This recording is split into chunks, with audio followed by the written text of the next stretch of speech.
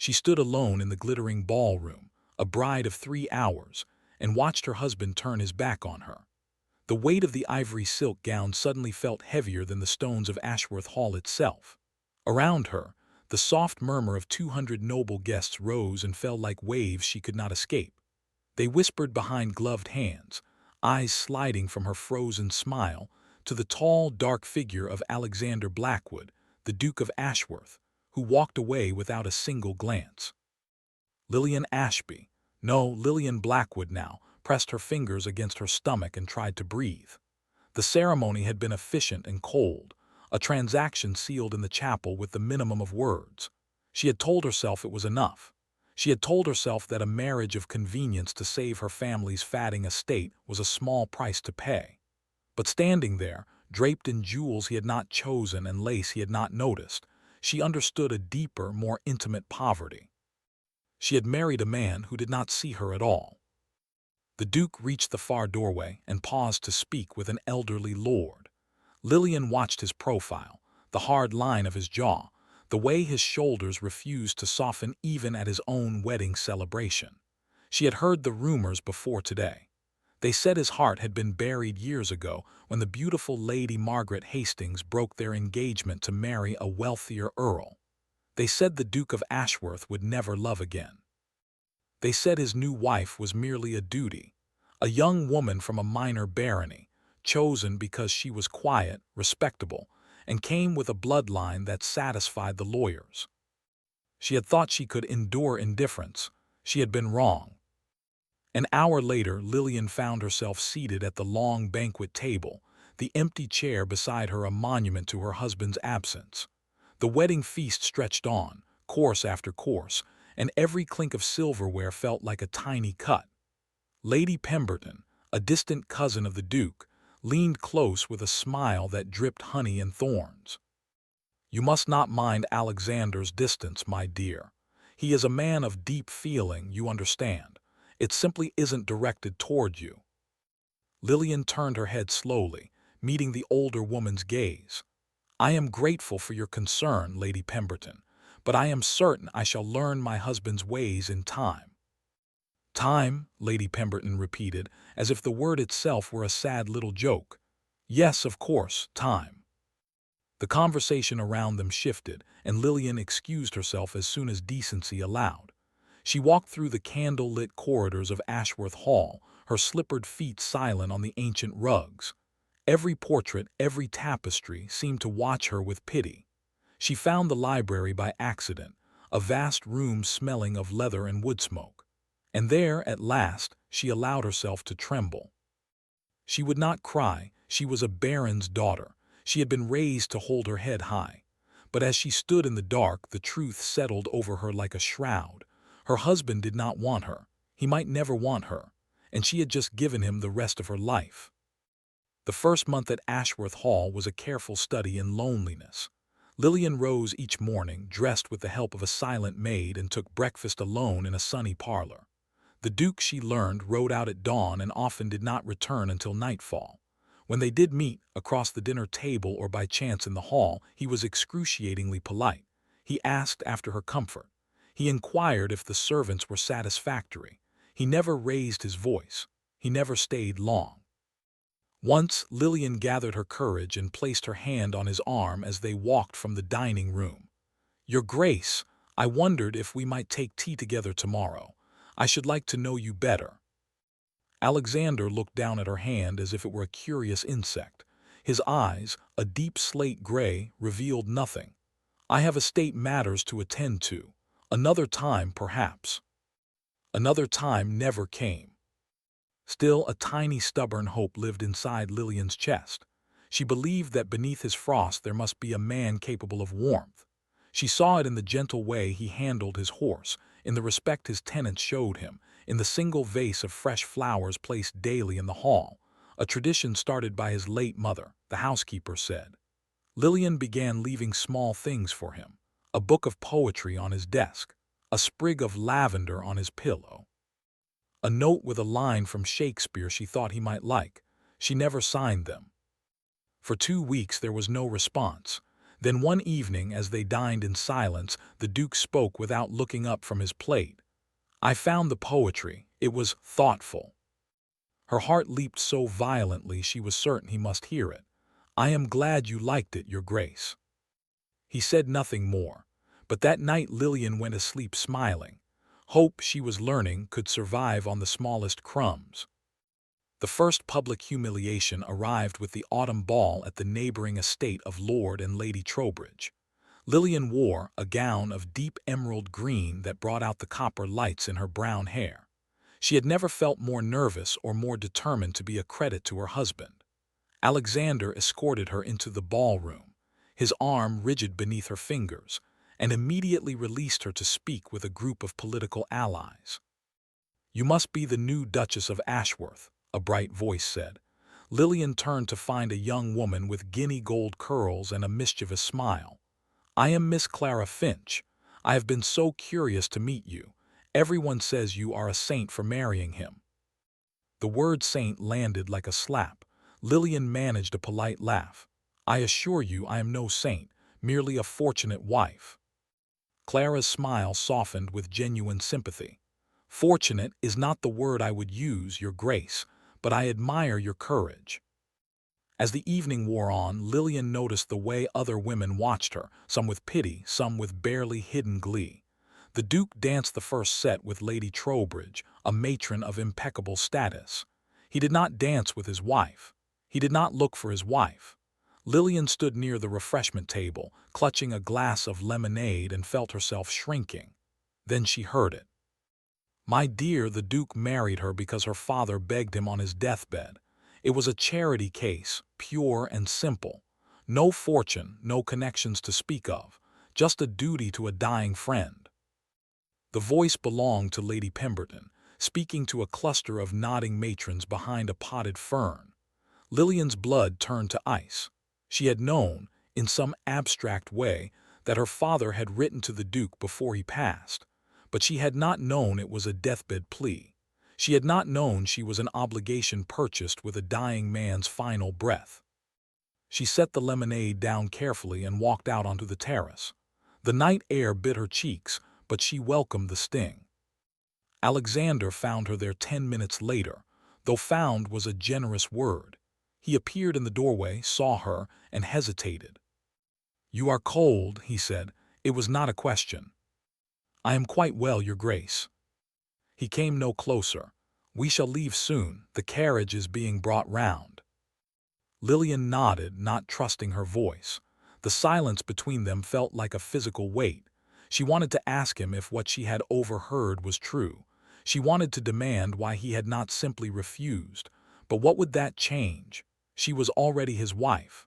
The shame of it clung to her skin. The carriage ride home was silent. Lillian watched the dark countryside slide past and felt the small, hopeful flame inside her begin to gutter. When they reached Ashworth Hall, Alexander handed her down from the carriage with his usual distant courtesy, and she walked inside ahead of him, her spine straight, her heart slowly turning to stone. A week later, the Duke fell ill.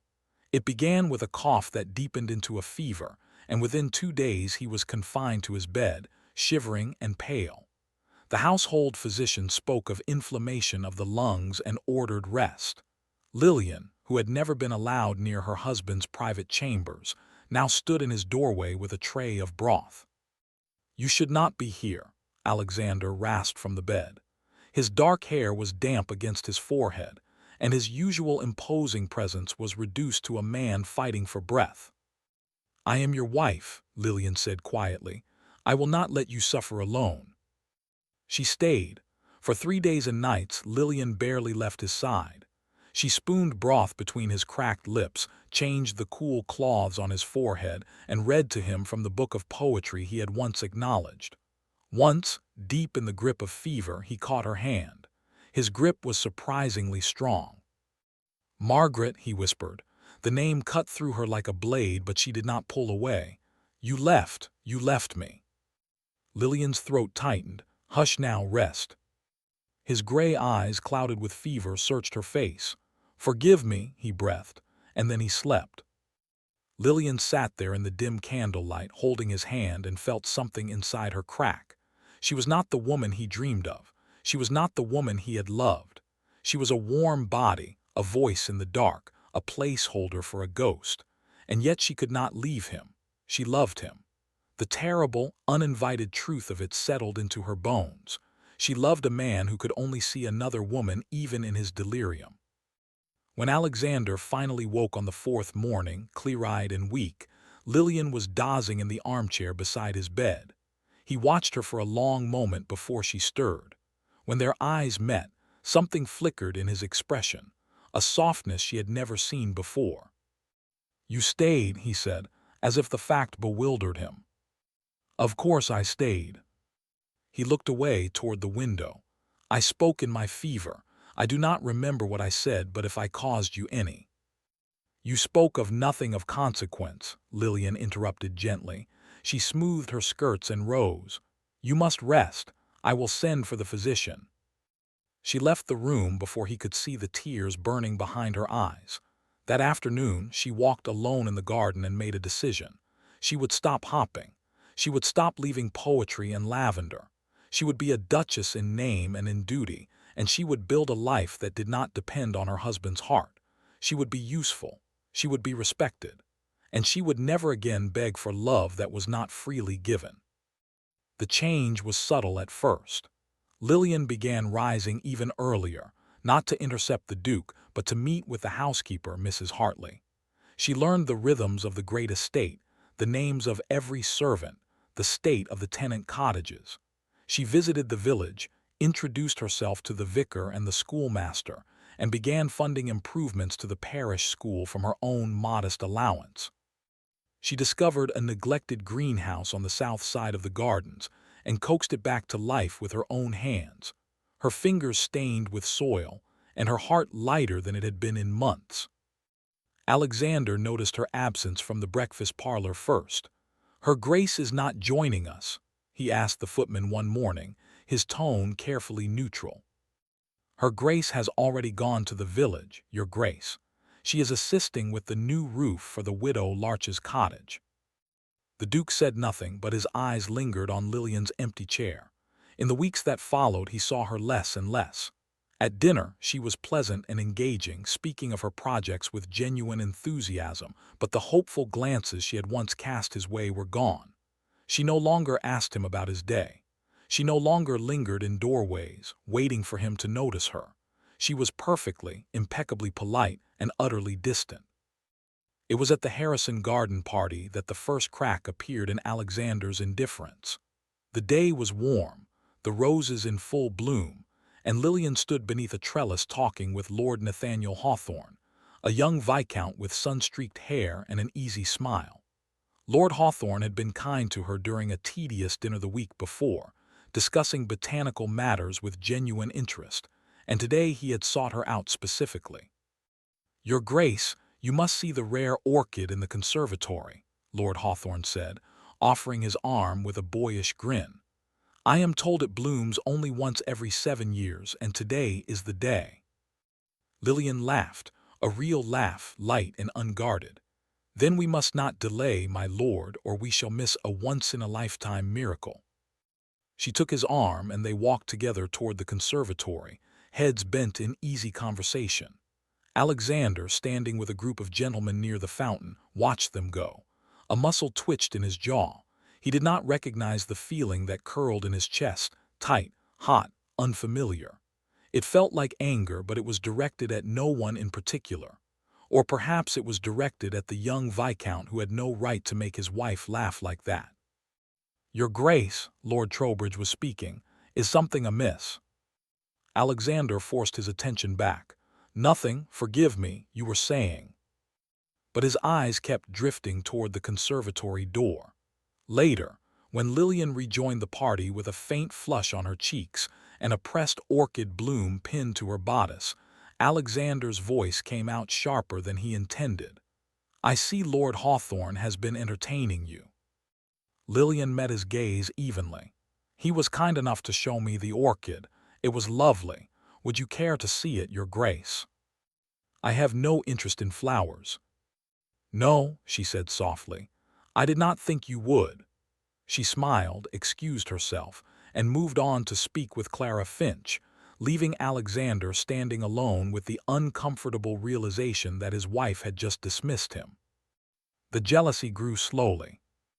Like ivy creeping up an ancient wall, Alexander found himself cataloging every interaction between Lillian and Lord Hawthorne. The Viscount sent her a book on horticulture. She placed it prominently on her sitting room table. He invited her to see his estate's famous rose gardens. She accepted with visible pleasure. Rumors began to swirl, faint but persistent, that the Duchess of Ashworth had found a companion more attentive than her husband. The servants whispered, and the whispers reached Alexander's ears through his valet, who thought it his duty to report such things. "They say Lord Hawthorne visits too often, Your Grace. They say Her Grace lights up when he enters a room." Alexander dismissed the valet with a curt nod, but that night he could not sleep. He paced his study, a decanter of brandy untouched on the desk, and confronted a truth he had been avoiding for months. He missed her. He missed the small notes she used to leave, the sound of her footsteps pausing outside his door, the way she had once looked at him as if he were the sun itself. He had pushed her away so thoroughly that he had not noticed the light leaving her eyes until it was already gone. The second emotional reveal arrived on an evening of freezing rain. Lillian had been at a tenant's cottage, helping with a sick child, and returned late. Alexander met her in the entrance hall, his face drawn with an emotion she could not name. "You are soaked," he said. "You will catch your death." "The child needed medicine. I am perfectly well, Your Grace." "Your Grace," he repeated under his breath, and something in his voice was almost bitter. "Must you always call me that?" Lillian paused in the act of removing her wet gloves. "It is your title." "I am your husband." The words hung in the air between them, heavy with unspoken meaning. Lillian looked at him, really looked, and saw for the first time that his cool mask had slipped. There was confusion in his gray eyes and a kind of desperate frustration. But she was too tired, too guarded now to hope. "You are my husband," she agreed quietly. "And I am your wife, but we have never been more than strangers sharing a house, Alexander. That was your choice." She used his name deliberately, and the sound of it seemed to strike him like a physical blow. He stepped closer, close enough that she could feel the warmth radiating from him. "And if I told you, I regret that choice." Lillian's heart stumbled, but she held her ground. "I would wonder why you are telling me now. Is it because you saw me with Lord Hawthorne? Because you are jealous of attention you never wanted to give yourself?" The directness of her question left him speechless.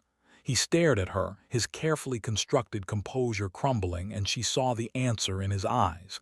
It was jealousy, but it was more than that. It was fear. Fear of losing something he had only just realized he possessed. "Lillian," he began, but she held up a hand. "I am very tired, Alexander. We can speak another time." She walked past him and up the stairs, leaving him standing alone in the dark hall. Behind her, she heard him whisper something she could not quite catch. It sounded like a prayer. The next morning, a letter arrived that shattered the fragile new tension between them. It was addressed to the Duke, embossed with a familiar crest, and when Alexander read it at the breakfast table, his face went pale as bone. "What is it?" Lillian asked. Her own fork paused halfway to her lips. "Margaret," he said hoarsely. "Lady Margaret Hastings, now the Countess of Thornbury. She is widowed. She writes to say she is coming to Ashworth. She wishes to see me." Lillian's stomach dropped. The ghost had a name and a face, and she was on her way. "I see. When does she arrive?" 3 days. 3 days. Lillian placed her fork down carefully. She had spent months building walls around her heart, and in 3 days those walls would be tested by the one woman who had owned Alexander's heart before she even knew his name. She rose from the table. "I shall prepare the guest chambers," she said, her voice perfectly steady. "It is only proper." She walked out before he could see her break. Lady Margaret Hastings, the Countess of Thornbury, was as beautiful as the rumors had promised. She arrived in a swirl of black silk and silver fox fur, her golden hair untouched by the years, her blue eyes shimmering with practiced grief and genuine cunning. She embraced Alexander on the front steps of Ashworth Hall, her hands lingering on his shoulders. "Oh, Alex, it has been too long. I have thought of you so often." Lillian stood in the doorway, watching. She saw Alexander's back stiffen, saw the way his hands came up to gently but firmly remove Margaret's grasp. But she also saw the history between them, thick as winter fog. She smiled the polished smile of a duchess and stepped forward. "Lady Thornberry, welcome to Ashworth Hall. We are so very sorry for your loss." Margaret's gaze swept over Lillian with the efficiency of a hawk sizing up a field mouse. "You must be the new Duchess. How lovely to meet you at last. Alex always did have a soft heart for those in need." The insult was veiled in silk, but Lillian felt its sting. "It is kind of you to say so. Please come in and warm yourself. The journey must have been tiring." For 3 days, Margaret Hastings inserted herself into every corner of their lives. She monopolized Alexander at meals, her laughter too bright, her hand always finding its way to his arm. She reminisced loudly about their shared past, the dances, the promises, the future that might have been. Lillian endured it with a dignity that cost her dearly. On the third night, she found herself unable to sleep. She wandered into the library, seeking the comfort of familiar books, and discovered the door already ajar. Inside, Alexander stood by the window, a letter in his hand.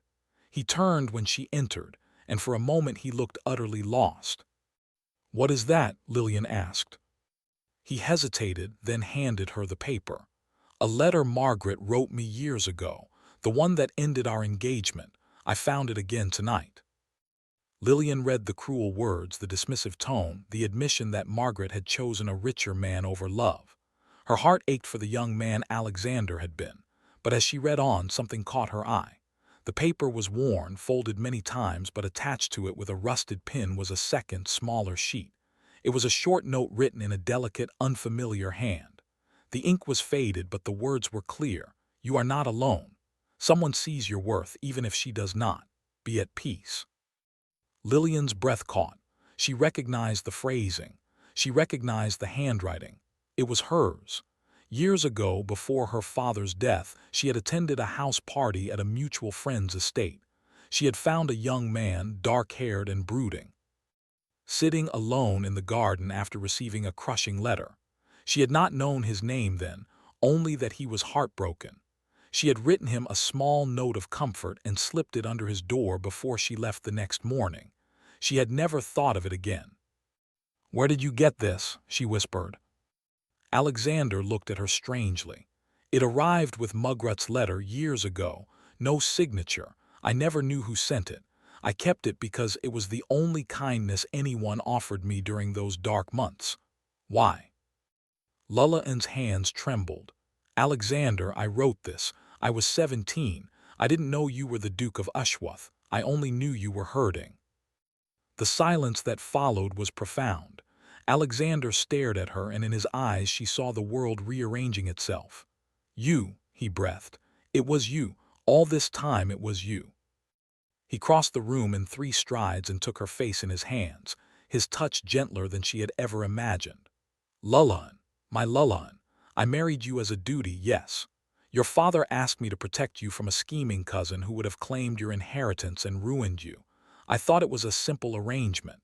But you are the woman who comforted a stranger without hope of reward. You are the woman who nursed me through fever when I called you by another's name.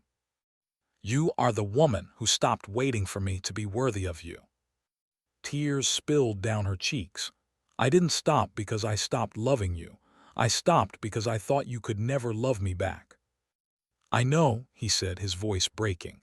"And I have been a fool, a blind, proud fool. I loved you too late, but I love you now. I love you with everything I am." Margaret chose that moment to appear in the doorway, her eyes wide with shock. "Alex, what is the meaning of this?" Alexander did not release Lillian's face. He did not even turn. "Mugrat, you will leave in the morning. Whatever you came seeking, you will not find it here. I am exactly where I belong." Mugrat's mouth opened and closed. Then, with a furious rustle of silk, she was gone. The door clicked shut, and Lullian and Alexander were alone in the quiet library, wrapped in a silence that was no longer empty but full. "I am afraid," Lullian confessed in a whisper. "Afraid this is a dream, afraid you will grow distant again." Alexander pressed his forehead to hers. "Then I will spend the rest of my life proving it is not a dream. I will court my own wife. I will dance with her at every ball. I will leave her poetry on her pillow and lavender on her desk. I will learn the names of every flower in her greenhouse, and I will never, ever let her stop waiting for me because I will always come." She laughed, a wet, joyful sound. "That is a great many promises, Your Grace." "I intend to keep everyone," he said. And then, at last, he kissed her. It was a kiss of longing and relief, of apology and devotion, a kiss that tasted of the long winter ending and the first green shoots of spring. Outside the windows, the rain had stopped. A pale morning light began to touch the horizon, and somewhere in the village, a church bell tolled the hour. They did not pull apart until the room was gold with sunlight. And when they walked out of the library together, hand in hand, the servants they passed in the corridor smiled in quiet surprise. Mrs. Hutla, the housekeeper, pressed a handkerchief to her eyes and hurried away. Something had shifted in the bones of Ushworth Hall. The cold Duke and his patient Duchess had found each other not through grand gestures, but through small, steadfast kindnesses that had survived neglect and bloomed at last. In the months that followed, the county gossiped anew, but this time the whispers were different. They said the Duke of Ushworth had become a devoted husband. They said his wife glowed with a happiness that could not be feigned. They said Lord Hawthorne had attended a dinner at the Hall and raised a glass to the couple with genuine warmth, for he had never been more than a friend, and his friendship had been true. Lullian's greenhouse became famous for its rare orchids. Alexander insisted on adding a stone bench among the blooms so he could sit and watch her work, books forgotten on his knee. One afternoon, she looked up from repotting a delicate fern to find him watching her with an expression of such naked adoration that she blushed like a girl. "What are you thinking?" she asked. "That I almost missed this," he said, "that I wasted so much time." She set down her trowel and crossed to him, taking his hands in her soil-stained ones. "We have now. That is what matters." He pulled her down onto the bench beside him, and they sat together in the dappled sunlight, speaking of nothing and everything. The future stretched before them, not as a duty to be endured, but as a garden to be tended. And in the quiet heartbeat of that afternoon, Lullian understood that the longest winters always ended, and the love that arrived late was no less precious for its delay. It was, perhaps, even Swata. She rested her head on his shoulder and closed her eyes. "I love you," she said, the words simple and true. Alexander pressed a kiss to her hair. "And I love you," he replied. "From the very first note you ever wrote me, I think, I was just too foolish to know it." The breeze stirred the roses, and the ancient stones of Ushworth Hall seemed to settle into a deeper peace. Somewhere a door opened, laughter echoed from the kitchens, and life, warm and ordinary and miraculous, continued. Lullian smiled against her husband's coat and let the contentment wash over her. She had stopped waiting, and in stopping she had found everything she had ever longed for. And it was enough. It was more than enough. It was home.